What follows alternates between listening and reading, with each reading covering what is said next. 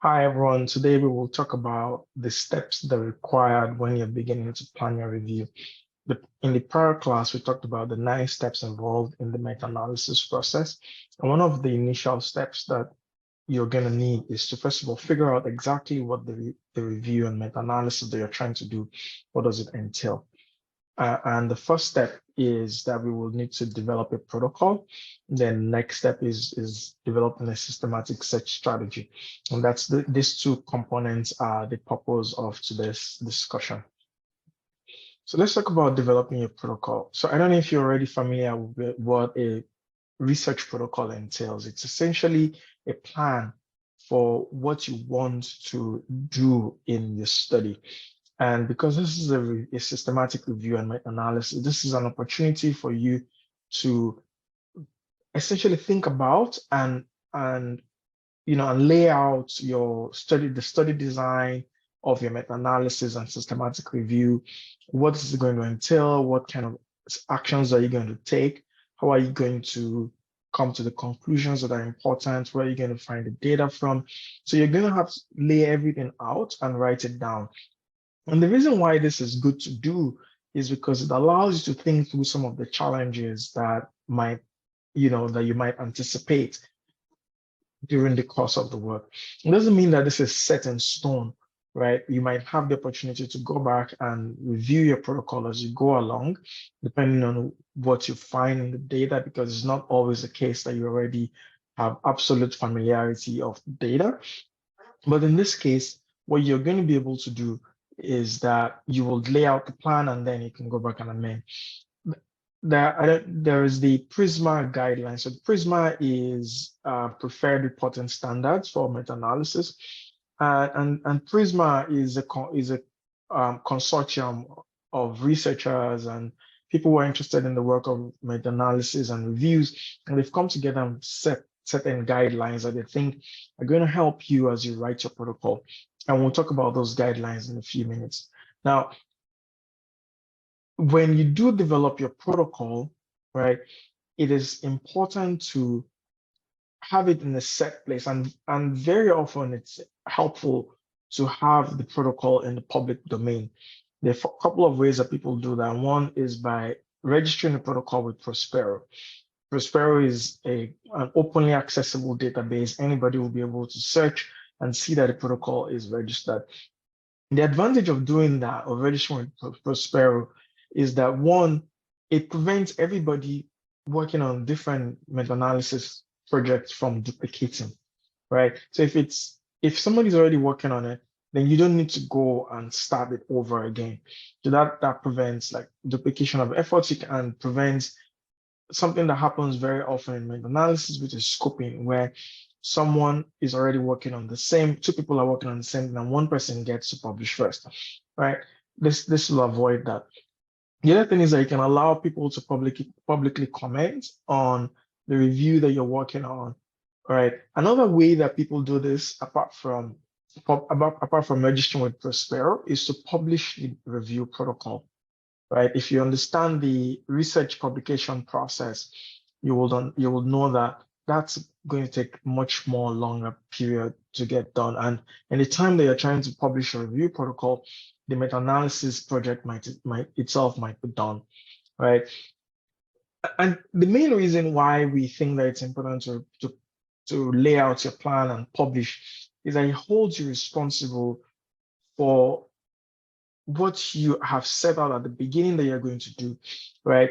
And the reason that is good is we don't want a situation where people are modifying the analysis that they want to do, modifying the methods on the fly, right? That's going to happen a little bit, but it shouldn't then be that you start somewhere and then at the end of the study, it looks completely different, right? And even whatever it is that you do, we want you to document it and clearly justify it in the meta-analysis report that you eventually write.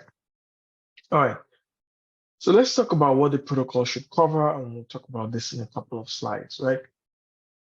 When you write the protocol for your meta-analysis, there are a number of things that you need to include. The first is the title, yeah?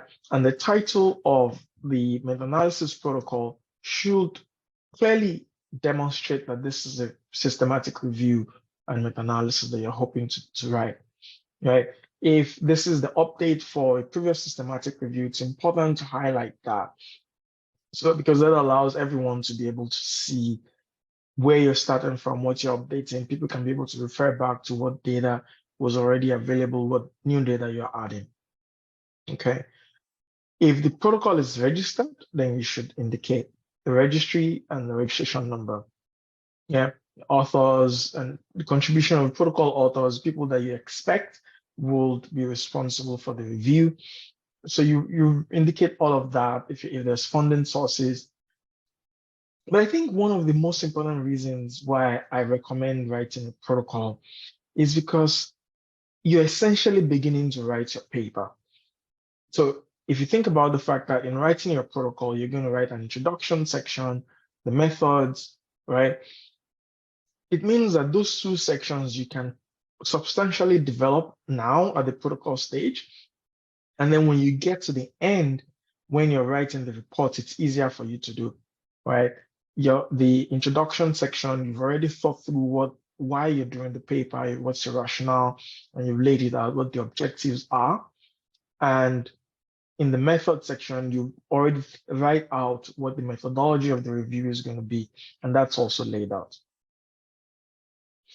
The next one is, that other thing that you're going to talk about in the review protocol is this information sources. So where are you going to find the papers from, as well as your search strategy, which are the things that we're going to talk about in the next couple of minutes in the second half of this talk. There's also the approaches that you're going to use to manage the data. How are you going to select the studies? All of those you need to highlight. Then it also comes to the outcomes. Very often, there are specific outcomes you're trying to do your study around, and it's important for you to define what outcomes that you're seeking data for, and also to have some prioritization, what's most important, what's less important, and why, right? What's important for the study, depending on the research objectives that you have. You also want to talk about how you're going to address the risk of bias. So by the time you've written the protocol, you've thought through the entire process of doing this work. So you talk about the data synthesis approaches, the analysis you're going to do. You also want to write about that. So that's why, if you're going to write the protocol of meta-analysis, it's helpful for you to already understand, what the meta-analysis itself entails, what the methods entail. So that's why we're not going to ask you to write the protocol early at the beginning for your project, but we ask that you start to think about what the protocol would cover.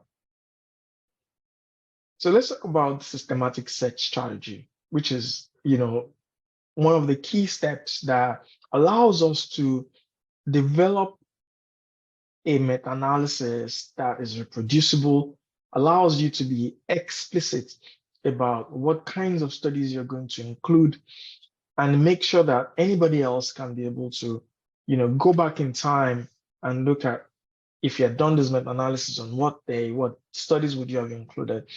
The first step in generating a reproducible meta-analysis product is a systematic search strategy. So this is very important. So it's important that you pay attention.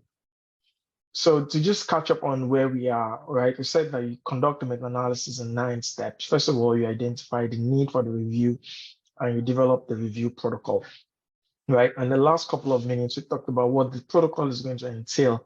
Yeah. And then now we're going to talk about developing the literature search strategy. This is the first step in actually conducting the review. To develop the literature search strategy, the first question that you have really is, what databases am I going to look in? This is the decision about what databases to actually use for your meta-analysis depends on what databases you have access to, right? And this varies across the world from institution to institution, depending on whether the university library that you're affiliated to is paying for certain databases, because those databases are not free all the time, or whether you can be able to access a freely available database that you could use for your meta-analysis. The other thing that you want to bear in mind is that these databases, they have their own focus, right? Like PubMed, for instance, is focused on health and medicine, right? So if you wanted to write a paper in education, right, even if it's education in relation to health, it might not make sense to use PubMed alone, right? You might want to use PubMed and something else. So understanding the focus of each database helps you to decide which database will be most relevant for your study. So there's PubMed. PubMed is NIH owned and run, and it's freely available. But the extra layer on PubMed, so if you do a search on PubMed, you'll be able to see the titles, the abstracts, and you might be able to see the full text, right? The full text of the paper in many cases. In some cases, you might not be able to see full text of the paper, and that's because of the journal's restrictions. So each journal has restrictions that they impose on who can access the full text of publications, and so that's an important concern to bear in mind when you're doing the searches. And this is the same situation across all these databases, right? So if you start, most often in the meta-analysis that you're doing in health and medicine, we will typically start with PubMed and then decide whether we have access to others like Embase. Now, Embase is often not free, right? You have to pay for it. But there are some ways that you might be able to access papers, access Embase. And, so for instance, there are some consortia that universities have that help people access Embase. There is also the WHO has helped to facilitate access to Embase using something called Hinari, so that's another way that people might be able to access Embase. So you want to ask the librarian at your university to see what you're able to access. Then there's also like the Cochrane Register of Control Trials. So if you're conducting a review if you're conducting a review of clinical trials, right, it might be important for you to check in this database where people have gone and they're registering controlled trials. It will help you to see what else you might be missing. There are other databases like CINAHL, which is a nursing database, PsycInfo, which is psychology. There's also African journals online. If you're writing a paper that is focused on African settings, or if you're just writing a paper that you think that there might be African researchers that have done work in this space, then it's helpful for you to check African journals online.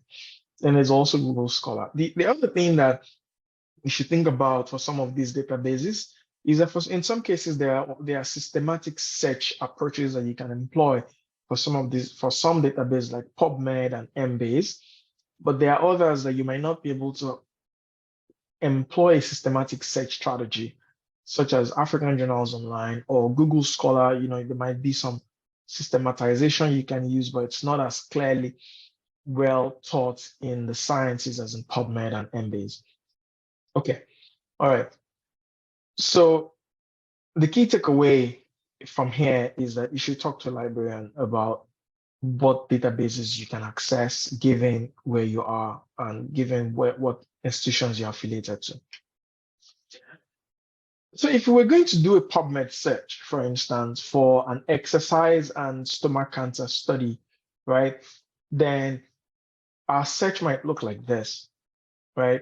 So we will have different parts of the search. And this is a search that was used in a paper that was published many years ago.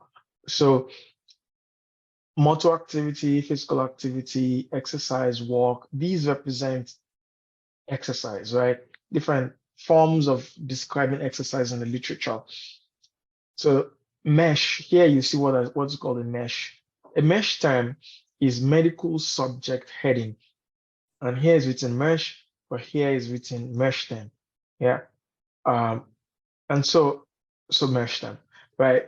It's medical subject heading, and it's essentially a way that PubMed, as you can think about it as a catalog, right? Where within PubMed itself, every paper that is available on PubMed is categorized in some way, right? By maybe librarians, maybe AI. I'm not sure how they do it these days, but it is categorized based on something called the mesh term. So if you write a paper on exercise, you expect that it is categorized under the mesh term for motor activity. So if you want to do a search for papers on exercise, if you type in motor activity and type mesh inside in brackets like this, then you should actually bring up papers that are focused on exercise. Okay. The next one here is also like stomach, gastric. Again, we have a mesh term for it. And then there's a cancer and neoplasm. Now, you will notice that in addition to the mesh terms, there's also all fields that we have written in here. And that helps you to understand that in addition to mesh terms, you might also want to include other types of search, right? So here, essentially, you're asking PubMed to also look for papers that might not be categorized under mesh, but that might have these words in the paper, right? You might be able to say, oh, just look for papers that have these words in the title and abstract or in the full paper. So here you're saying all fields, you're asking for what's in the full paper. The thing to do about the search, to bear in mind about the search, is that you want to include as many papers as possible, but you also want to include the correct papers. So you don't want to include so many papers that it becomes hard for you to actually carry out the review, because you want to spend all of your time looking through papers to find the papers that you actually need. So it's a balance between being super specific, and being sensitive. And so at this stage, you want to include papers that could be related, right? And then you will then have the human researchers actually look through the papers. So oftentimes it's also the resourcing that you're considering. So if you want to do a quick meta-analysis, you have an idea that it's not a lot of papers that are here, maybe 20 papers at the most, then you're trying to do a search that maybe at the most has about 1,000 papers. So there's a little bit of balancing that you have to do there. And there are some ways that we actually go about doing the search itself, right? This is a template that's found online, University of Tasmania, and is an excellent template. What it does is that it forces you to think about every research question as an interaction of certain concepts, right? If you think about it, we're looking at exercise, physical activity, yeah, among humans. If you go back to the previous slide, you said exercise and physical activity in relation to stomach cancer, right? So there's three concepts here. There's exercise, there's the stomach, and there's the cancer, right? So if you come back to this template, what the template is asking you to do is to be explicit about what the concepts are that are going in your search. So if you take this template now, first of all, you write down what the key concepts are. So in this case, I would write exercise, stomach, and cancer. So that allows me to then focus my search. Now, once you first of all identify the concepts, the next thing you want to do is to find the words that people use to describe these concepts. So apart from exercise, people might be saying walking, they might say running, they might say jumping. People might also say motor activity, they might say physical activity, and all of these refer to the same concept of exercise, right? If you think about the concept of stomach, people might also be writing gut, might be writing gastric, and these are other ways that people are likely to describe stomach in their papers. When you think about the concept of cancer, people might be writing neoplasm, they might be writing malignancy, So those are other ways that people might be describing this concept. So you will write that here, just general synonyms, terminologies that will go in here.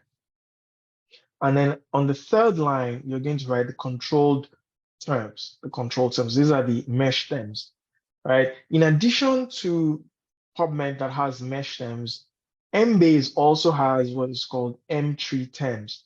Now, they're basically mesh terms as well, right? But one other thing that Embase does is that it has like major and minor, and you might be able to like focus on the major aspects of that mesh term, or you want to explode it and go into more details of that mesh term.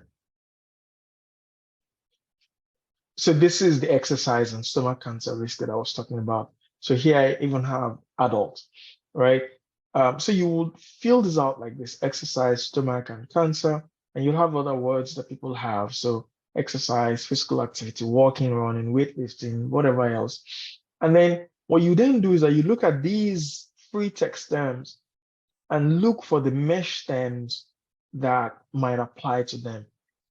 So this requires understanding, the question yourself, and also it requires looking at looking in PubMed to see whether there are mesh terms for each question. So let's look in PubMed. So this is PubMed. If you search on PubMed, the way to find PubMed is basically if you just do on Google PubMed, it's because I have it already here. So, but if you search on Google PubMed and you click, you will get to PubMed. All right. So on the home page for PubMed, there is, if you come on that Explore right here, you will see this where it says Mesh Database. Okay. Where it says Mesh Database. So if you click that, you will see that the web page changes, and you have this page that says mesh. This is a mesh database. You can read about the mesh database in help and in tutorials. But in this case, we're going to look at exercise. So the first thing you want to do is just type in exercise into the search bar here.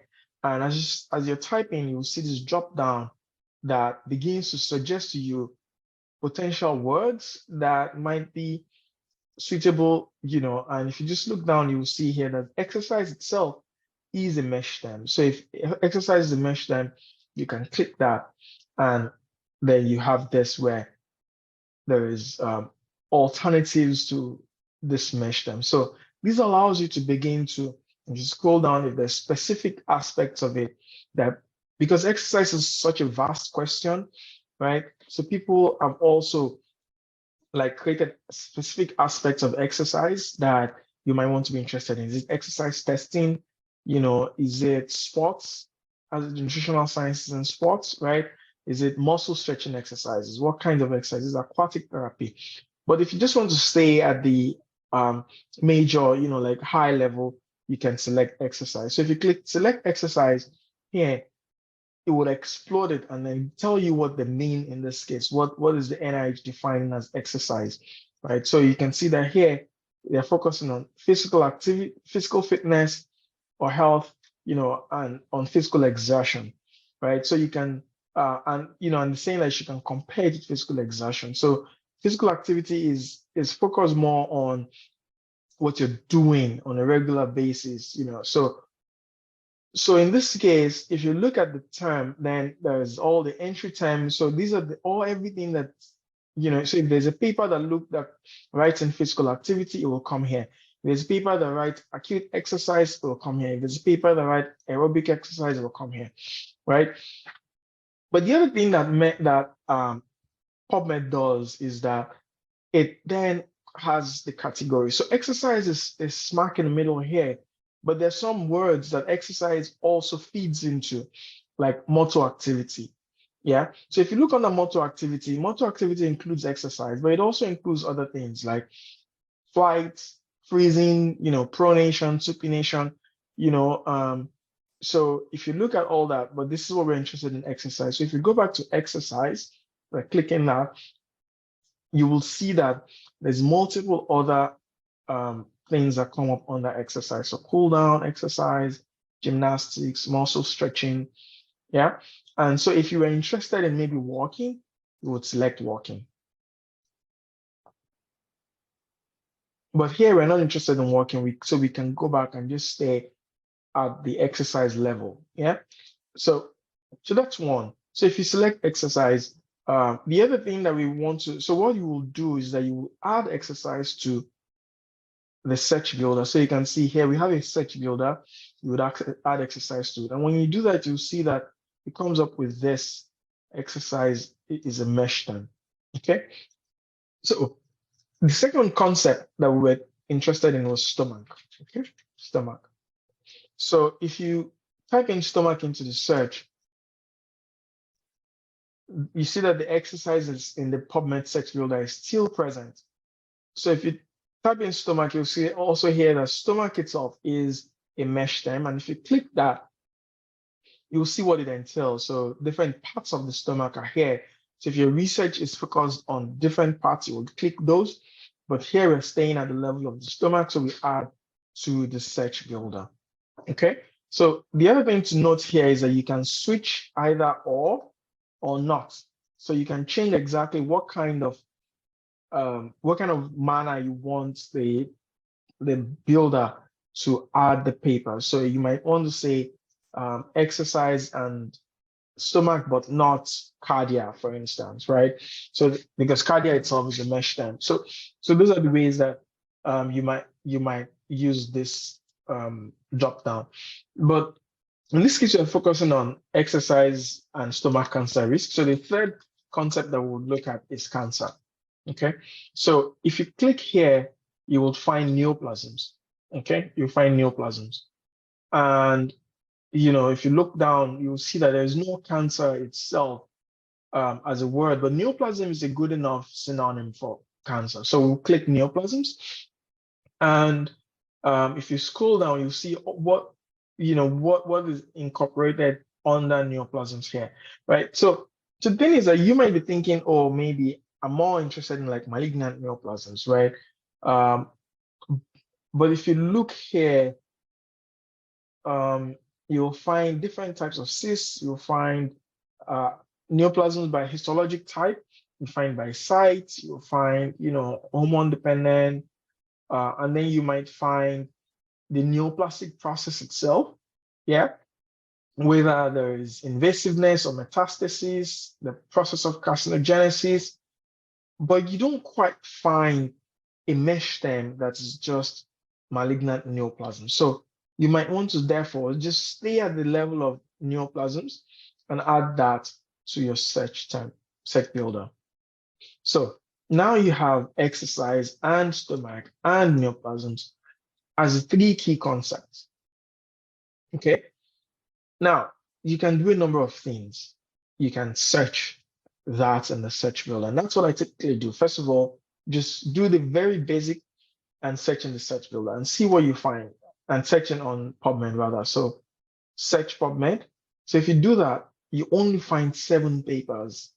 You only find 7 papers, that I fit for this search, which tells you that your search is very restrictive. Okay. And search is very restrictive. So what you have to go back to do is look at these terms and ask yourself, how else may I modify this search? How else may I modify this search? So if you go back to, if you go back here, you will remember that we had other free text terms, and we also had other mesh terms. So like exercise, motor activity, we also had stomach, upper GIT, there's neoplasms, there's adults, right? So the thing to do is to switch, like consider using another mesh term that is above exercise and see if you get a different set of results, or consider adding like free text terms to your search. Okay. And so the way that you will do that is if you copy this, right, or go back to come back here and go back to the mesh database, you can search for physical activity.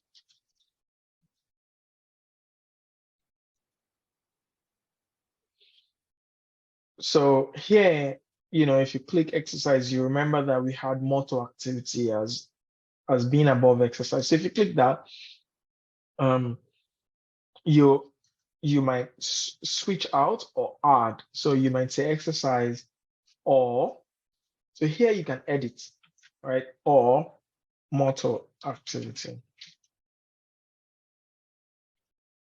And there might be more elegant ways to do this, but this works.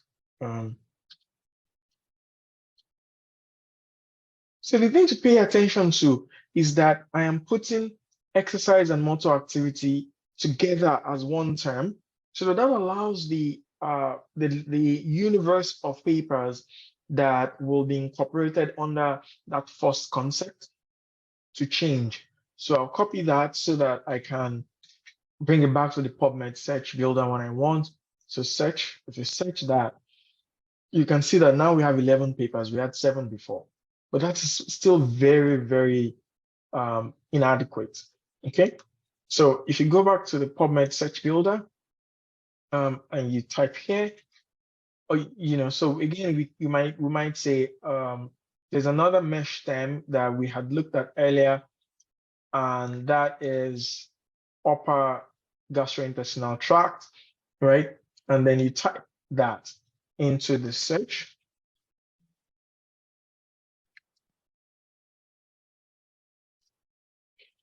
So if you add upper gastrointestinal tract to this search, right, you will add it along with stomach. So I can copy that. But here you have to put both of them in a bracket and use or, so that you're essentially telling the search to treat them as alternatives rather than to treat them rather than to bind them together. So here, so if you look at the search that we have exercise and motor activity. That's one concept. We have stomach and upper GIT. That's one concept, and we have neoplasm. So now, if you search, we have increased a little. So now you have 12 results, but it's still very restrictive. So you might do a number of things. You might add cancer to it, but remember that cancer was not a mesh term, right? So you might say that add cancer, but add it as a free text term. Okay, so, or you might add it as all fields, like we saw earlier. If you do this and you search, now you have so many more papers that it tells us that, and there's an error time, says following terms were ignored. So that tells us that there's something wrong. So let's look at this. So this concept is there's a bracket that keeps it away. This concept, there's a bracket that keeps it away. And this concept is not, there's no bracket that keeps it, that ties. So essentially what we did was that we had neoplasms and all cancer, and that keeps the entire search. So, but if you just replace the bracket, so we do that correctly, and then search. We had 11 before, now we have 21. We're still very far away. But what you see now is that all of a sudden we're beginning to see papers that look like the papers that we're interested in. So if you look here, you will find this paper, which is a physical activity and risk of gastric cancer paper that was done in 2015. Okay, all right. So that tells us that maybe there might be some value in using free text terms or all field terms. So you might want to take exercise itself and make it and add it as an all field term. So what that tells you is that maybe exercise mesh term has not been well done. All right. So if you add that and then you type it in. So now you see that there are more papers that have come up. It says that something was ignored. So let's see what was ignored. Stomach, gastrointestinal tract, neoplasms. Okay, I'm not sure what was ignored. Exercise.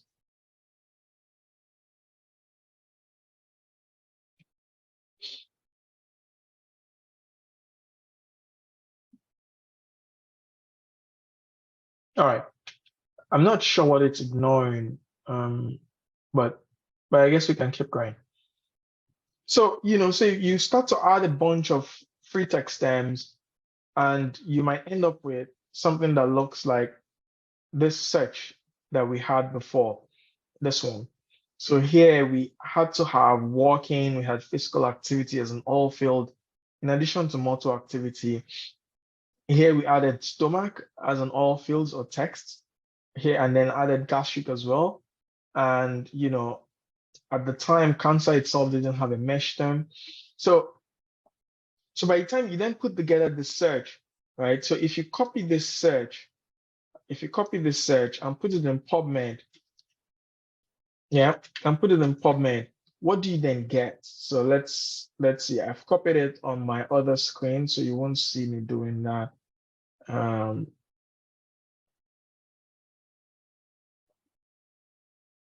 So if you then paste this in PubMed, you get 538 results, right? So you see that you have many more papers, and you also have papers that kind of look like what you're looking for. So this is physical activity in cancer, and this was a 2018 paper, physical activity in cancer, right? Risk factors for stomach cancer. This is a 2020 paper. So you begin to see papers that look like what you're looking for. So this is how you get at the search. So once you do that for PubMed, you repeat the same thing for Embase. Yeah. So essentially very similar. PubMed Embase has entry terms. Yeah. And you will type in. So you will type in each of these terms. So this one. So exercise itself is an M3 term. Stomach is an M3 term. And the way that you do that is, so you click the M3 database here on Embase. I won't go into too much detail because I'm not sure how many people have access to Embase, but if you type in exercise and click find term, so here you can click exercise and you can say add to query builder. Okay, so just like in PubMed, there's a query builder right here. And if you type in stomach here, you'll find a term that you can add to query builder. Okay. So now you have exercise or stomach, but that's not what we want. We want exercise and stomach. So you can edit it and type and, but the way that you might have done this differently is to, if you take this to advanced search, you will have more options for how you edit the search. Okay. So if you search that exercise and stomach, you will find 680. But that's not really what we want because we still have cancer as in the mix. So we need to add cancer as an M3 term. So if you go back to the M3 database and type in cancer, so here it tells us use malignant neoplasm. So if you add this to query builder and search, so for cancer alone, you have 4 million papers. But the beautiful thing about Embase is that if you want to do a search that adds exercise and stomach and malignant neoplasm, you just click 1 and 2 and combine. Okay, you can either combine using or you can combine using and. And if you say combine, it does a search that incorporates this and that. In Embase, you find 78 papers, right? If you remember that in PubMed, we only found about 12 papers or 8 or something like that. In Embase, we find 78 papers. So Embase has more papers. Does that not necessarily mean that's good? Because it might be that some of those papers are not necessarily relevant, okay? So, but this is how we do the search. So you gradually build it up until you get to a number of papers that you think one is a good enough number that you'll be able to work with for your review. Two, it captures the papers that you're really interested in. So oftentimes, for you to do a systematic review, you already have some papers that you expect that the review is going to identify. You might already have read papers on the subject, or you might be an expert. So you already know that maybe John and James have papers in on this subject. So if you're not finding those papers in your search, then it tells you that your search is not yet adequate. So, so the thing to do will be to quickly look at the papers, look at what papers are here, and is it as exhaustive as you anticipate it to be? Okay. So that's basically the search. So you would look at each concept, identify the free text terms, and then identify the controlled vocabulary terms for that search, and do a search that incorporates both the controlled vocabulary terms, the mesh or M-tree, and the free text terms, and use that in the appropriate databases that you have.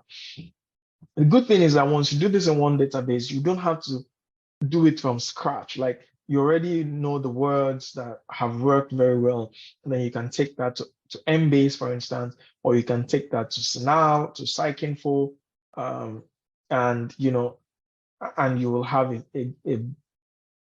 a search that is as exhaustive as it should be, but it's not too much. Okay. So you can practice on some of these questions. So for instance, effect of ACE inhibitors on the progression of renal disease among adults with type 2 diabetes. And here you can immediately see that there is the concept of ACE inhibitors, which is an antihypertensive. Then there is renal disease, this is another concept. There is adults, which is the population, and there's type 2 disease. So these are four concepts that you can build your search around. Okay. So if you're going to do a search like that, you write each of these under the concept, find the appropriate free text terms, as well as the controlled vocabulary terms. Okay. And the next one is also, another example that you might look at is iodine deficiency and depression during pregnancy and postpartum period. This is another one. The multiple concepts, iodine deficiency, depression, and the pregnancy and postpartum period, right? Because these will be sort of one concept that you're looking at together.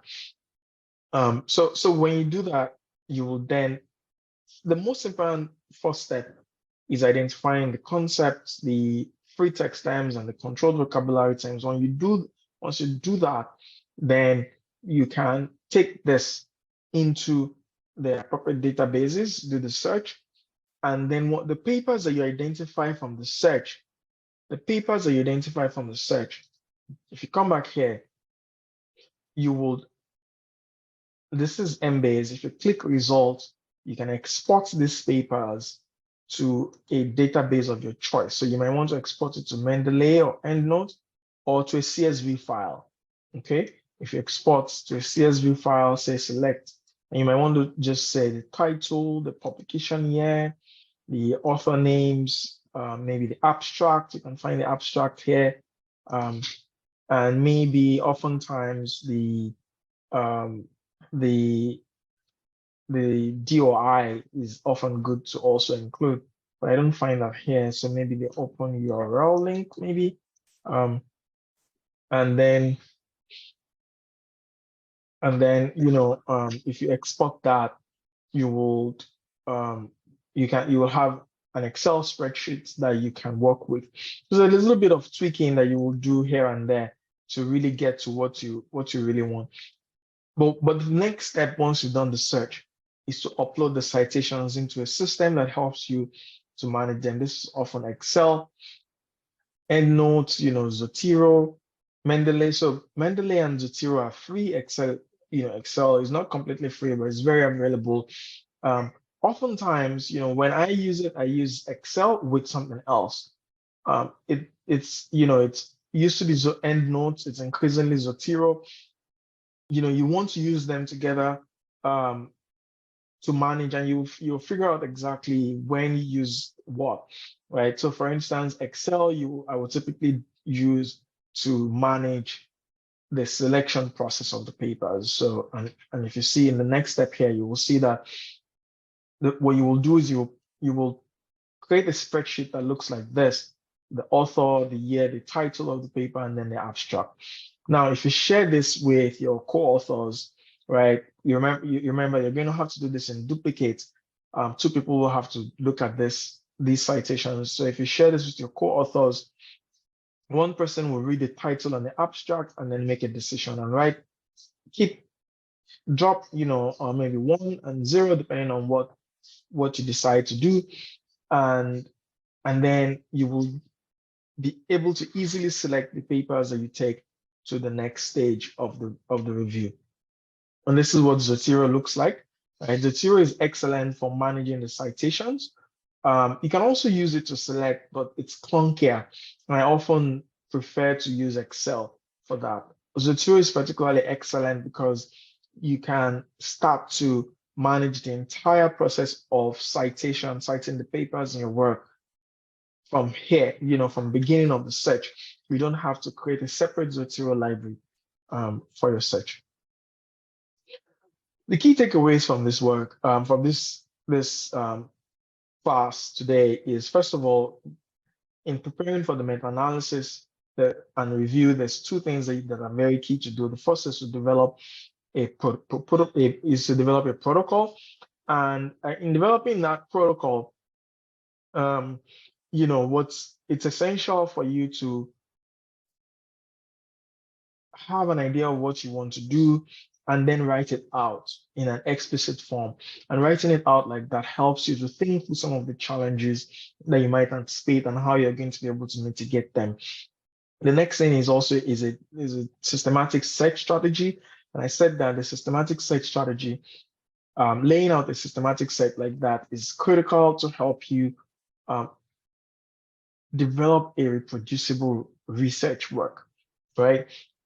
And that reproducibility is important because it allows somebody else to be able to repeat that work, and we can all be sure that this work is good quality. We can be able to see the challenges where there are errors that arise from the research. The other key thing about the search strategy that I mentioned is that the most important thing is determining the concepts of the research that you're studying. And if you identify the concept, you can use those concepts to develop the search in the databases that you choose. I gave a list of what databases would be appropriate to use, based depending on whether you have access to them or whether they're freely available and whether they're appropriate for the research question that you're interested in. Thank you very much.